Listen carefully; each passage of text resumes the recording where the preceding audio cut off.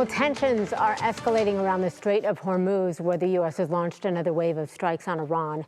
A new U.S. blockade has also gone into effect as President Donald Trump is again threatening to bomb civilian targets unless Iran returns to the negotiating table. Michael Yoshida reports. The U.S. military striking Iran for 90 minutes Wednesday morning, according to U.S. Central Command.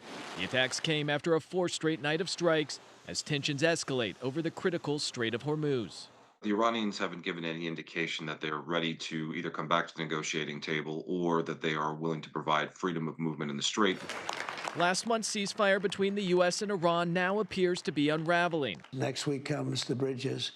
We're going to knock out all their power plants. We're going to knock out all their bridges unless they get to the table and negotiate. President Donald Trump renewing his threat to bomb Iranian infrastructure unless Tehran returns to talks. This is where it gets really murky. Some of these dual-use targets like bridges that civilians and the military use. And that's where we get into this conversation of what violates international law.